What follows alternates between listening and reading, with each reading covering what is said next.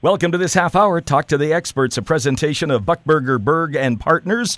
According to their website here in Saskatoon, a well-known firm of talented CPAs helping you with your tax and accounting services. And we're joined by Trent Robinson. Trent is one of the tax partners at Buckberger Baerg Partners, and we're on the very important topic today of U.S. vacation properties owned by Canadians. For our listening audience, maybe that describes your situation. You own a property south of the border, or you're considering purchasing a property south of the border. Some little nuances, things you may want to consider with Trent Robinson. Welcome to the show, Trent. Thanks, Brent. I really appreciate joining you on this program. Well, it's going to be interesting. I know a lot of people in this part of the world own property down south, and after our winter, people have traveled down south and they're coming back saying, boy, I'd like to buy a property. You're bringing to the program today some tax matters relating to Canadian ownership of U.S. vacation properties. What do we want to start with here, Trent?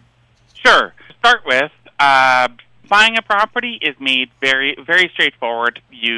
There isn't really too much tax issues that come about on the buying the property.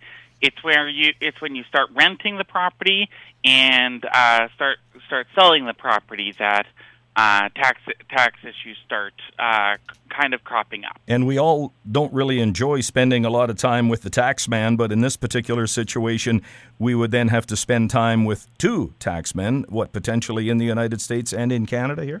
Absolutely.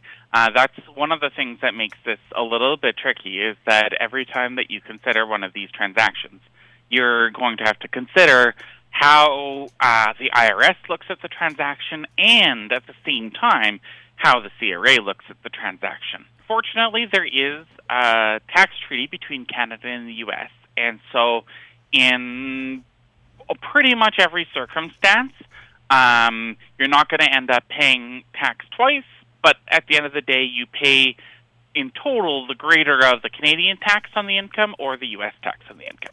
Well, let's start with a rental property then. I've bought myself a wonderful condo down in Arizona, and I'm down there for the winter months, but I'm thinking, well, a lot of people would like to maybe go other times of the year, and I'd like to offset some of my expense. What do I need to know then about tax consequences if I have a rental property that's mine in the United States? The biggest thing that you need to know is that that rental income is generally going to be taxable both in the United States and in Canada on both returns. And as a result, you will need to file a U.S. tax return to report this rental income. And to the extent that the rental property makes a profit, there actually could be some taxes owing on that tax return. On our Talk to the Experts this weekend, we've got Trent Robinson, one of the tax partners from Buckberger Baerg Partners. Just a little bit of an information package here on things you need to consider if you already own property in the United States and are renting or will potentially be selling it at some point. And maybe you're one of those Canadians considering purchasing a place south of the border. Good to get some experts on your side, and the folks at Buckberger Baerg Partners can certainly help out. You can check them out on their website, www.bbllp.ca, bbllp.ca, or you can call their office during business hours at 657-8999. So when you say I've got this rental property south of the border and I earn the rent, do I have to pay tax, as you mentioned, potentially in both countries, on all of the rent, or is there some expenses that I can incorporate in there that would lessen that impact? I'll get to that question, but in your earlier question, you said that you had to pay tax to two places, Canada, the U.S. Well, there actually is a third tax return that you also need to file depending upon where the property is, and that is also the state government as well. And so there could potentially be three returns that go in. But as to your question, in regards to are there any expenses or whatnot that you can claim, there absolutely is. You can claim and pretty much any expense that directly relates to the rental income. And so that would include property tax, mortgage interest. There is depreciation that is allowable in both Canada and the States, although it's calculated differently. Any repair costs, any management fees. but potentially, depending upon the situation, travel expenses. That is so. There certainly is the opportunity to offset your rental income with expenses of owning the property. So I'm guessing the amount of time in the course of a year that I would spend living in the property as opposed to the rental time, that's going to have an impact on the tax situation as well, right? So, I mean, when I was indicating that you're able to deduct expenses in relation to earning the rental income, if you're spending some time in the property, that's a portion of time that the property isn't used to earn rental income, and so the property taxes, for instance, for the period of time that you're staying in the place wouldn't be eligible, and similarly with most other expenses. Well, often here, Americans talk about how their mortgage interest is tax deductible. Does that help me if I take out a mortgage on that property in the U.S.? It would, except for the fact that it can be very challenging to get a mortgage as a Canadian on a U.S. property because Canadians generally don't have a significant financial presence or have the ability to really access credit in the U.S. So, from my experience, most Canadians will need to use other financing in order to purchase U.S. property. So any other way other than a mortgage? So a line of credit that I would access, say, at my own bank up here, I could use that for the purchase of a property there. Yes, and you would still be able to deduct the interest paid on that line of credit against the rental property revenue, both in Canada and U.S. Trent Robinson is with Buckberger Baerg Partners. He's a tax partner there, talking about what you need to know if you presently own property in the United States, either for your own use or as a rental property, or if you're considering purchasing such a property, as there are tax consequences in the United States. Anything else as far as the U.S. is concerned on that topic, Trent? As far as on the U.S. side, it is pretty. I do want to say that it is pretty important that if you are going to be staying more than half of a year in any calendar year, that you talk to your financial accountant. Really, as long as you're spending more than about 100 days, you should talk to an accountant, as there may be other considerations that become relevant in your circumstances. Now, clearly, this is what you specialize in at Buckberger Baerg Partners. Someone listening may be saying, well, why wouldn't I maybe get an accountant in the United States to deal with my U.S. property? Is there any sense as to why they would do that as opposed to using your services? It may be possible to do so, but many U.S. firms are not experienced in handling non-resident tax returns. It's oftentimes a very specialized area, both here in Canada and in the States, because it is effectively cross-border taxation. On this half hour's Talk to the Experts is a presentation of Buckberger Baerg Partners, Saskatoon accounting firm, and one of their tax partners, Trent Robinson, is my guest, taking a look at some of the tax implications you'll want to keep in mind if you own a property in the United States or are considering a purchase of a property south of the border. We're going to take a break. When we come back, some of the Canadian tax implications you may want to think about. It's Talk to the Experts on News Talk Radio.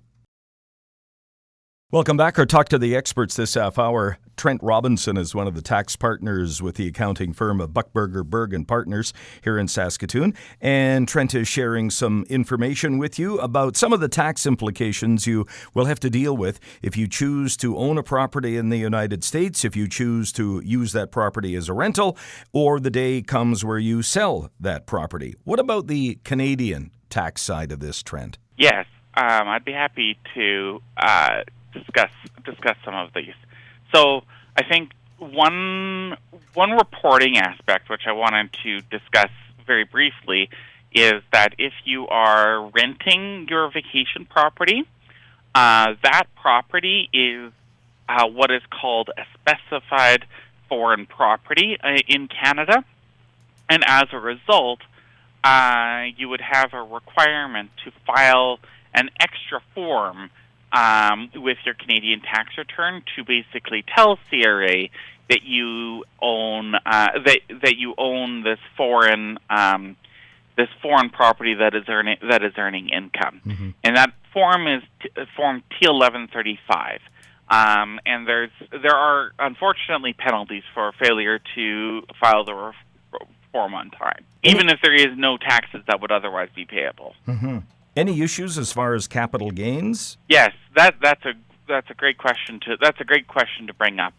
As I said before, when you are looking at this kind of U.S. property, you have to always be considering the consequences, both from the U.S. perspective and the Canadian perspective.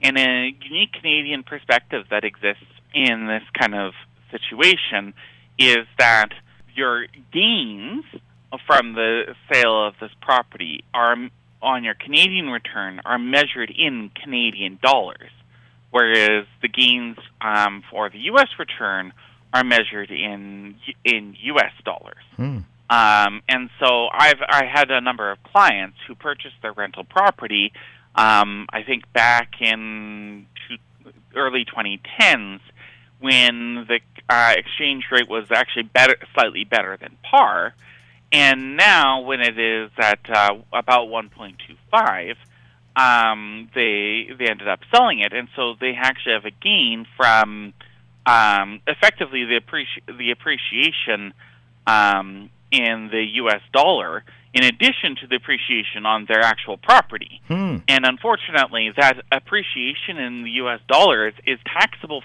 under the Canadian lens, not the U.S. lens, because it's just measured in U.S. dollars. A bit of a double whammy for you then. A little bit, a little bit. But at the beginning, you're putting up Canadian dollar cash and then you end up converting the proceeds back into Canadian dollars, or at least most people do. So cash in, cash out. You do it. Ultimately, the CRA does want to get the taxes on all of your increases to wealth. Fascinating, some of the nuances involved here when it comes to owning a property south of the border, using it as a rental property, or at some point selling it. And you were talking about 2010. Those were heady days, weren't they, for us Canadians? Dollar was at par or above. The American real estate market was in the toilet. And I know people that went down to Arizona and were buying condominiums for about a third of the price of what people were paying just a few years prior to that. So all of a sudden, they now want to reap the benefit of better days down there, but there is definitely a tax consequence when it comes time to getting rid of it. What about, I have this property and I pass away? Talk to me a little bit about inheritance, if we can pass it on, and talk to me a little bit about estate tax as it applies to an American property. In the U.S., as I was saying before, you have to look at it from kind of both countries' perspectives, and this is the situation where the perspectives really are quite different. In the U.S., when a person passes away, that by itself isn't actually a tax event, and there isn't any capital gains tax on death for this kind of property. Whereas in Canada, when a person passes away, you have a deemed disposition of fair value. So in Canada, you have to pay capital gains tax on your appreciation. But the passing away really isn't a tax event, an income tax event at all for U.S. purposes. And the reason why the U.S. doesn't have that capital gains tax at death is because they have the estate tax instead. Now, interestingly enough, right now the estate tax parameters are such that unless you have a worldwide net worth of over about $11 million measured in U.S. dollars, ultimately there isn't going to be any estate taxes owing in the U.S. Now, keep in mind the political climate in the States is such that that is always kind of a shifting landscape as far as where that exemption ends up. But For the most part, the estate tax is not that large of a concern for most people. Okay, so for the most part, when I sell a property down there, or I pass away while I still own that property, getting that investment money back into Canada shouldn't be too difficult to process then? Yeah, there certainly is a lot of details to that, but but I think that it's not a significantly negative consequence. I had a friend of mine a while ago tell me he was considering even getting a separate will done up in the United States to deal with his property. Does that make sense to you? I think that a number of these planning techniques are very dependent upon the individual circumstances of the individual, and it probably doesn't make that much sense in a generalized context, but in specific situations, it very well may. But all of that then brings us back to your expertise and what you offer at Buckberger Baerg Partners. Someone who's listening right now who's maybe owned a property south of the border and never given a whole lot of thought to what happens when they have to sell it or their estate has to clear it. It all starts with getting some great expertise on your side, and that's where it starts, by giving them a call at Buckberger Baerg Partners here in Saskatoon, and you can speak to Trent Robinson there. You can check them out online at www.bbllp.ca. We're just about out of time, Trent. I guess I could ask you if you just got some final thoughts for our listeners who are in that situation and what you can best advise them to do. Sure. I think that one consideration that I haven't talked about is when you actually go to sell your property, there is withholding tax that applies, and the withholding tax rate is either 0%, 10%, or 15%, depending upon various factors.